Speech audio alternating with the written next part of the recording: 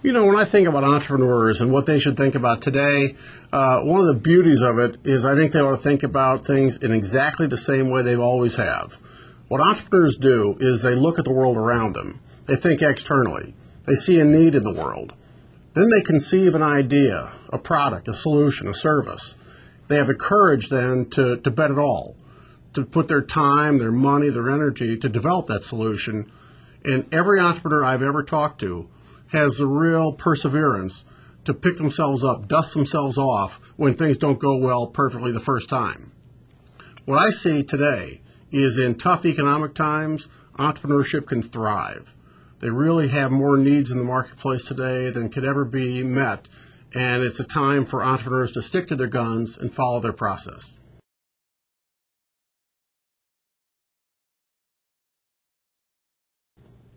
You know, there's a lot of media attention today spent around the credit crisis, around inflation, around the weakening economy. Those are all very important issues. But I think the most important trend we see is the real globalization of markets. You know, today, capital moves around the world at the speed of a click. You see a lot of capital going from west to east, from developed markets to emerging markets. So I think the real trend is actually globalization. You look at the strength of the sovereign wealth funds. Look at the strength of private pools of capital around the world. I think that's something that is incredibly powerful and is going to shape the future of the world. One of the real beauties of this strength and the real globalization of it is standards are strengthening around the globe. Standards of governance, transparency, and investor protection. I think all these things are tied to the globalization of markets.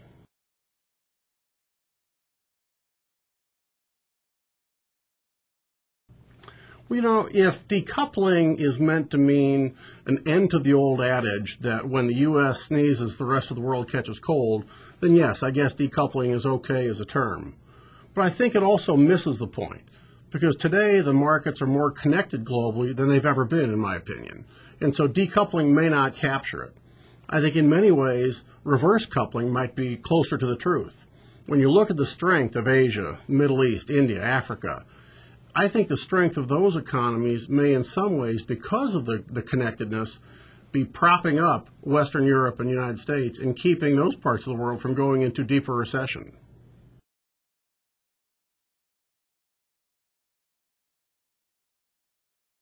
I'm so looking forward to being in Tianjin.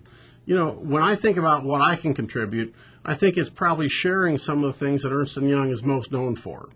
First, it's how to build a global culture. A culture that spans all the countries in which we do business, a culture that is very much built on values and trust and respect. So I hope to share some thoughts around that. Secondly, I hope to really be able to share some of the experiences that I've gained from working with entrepreneurs around the world. Through our Entrepreneur of the Year Awards program, we come in contact with literally 10,000 great companies around the world every year who are nominated for that award. So sharing some of their stories will be very beneficial, I think, for the participants at Tianjin. Now, as far as what I hope to take away from the conference, it's really inspiration. In one word, it's inspiration. By being with tomorrow's leaders, I hope to walk away with more energy, more enthusiasm, more ideas on how Ernst & Young can help companies and communities achieve their potential.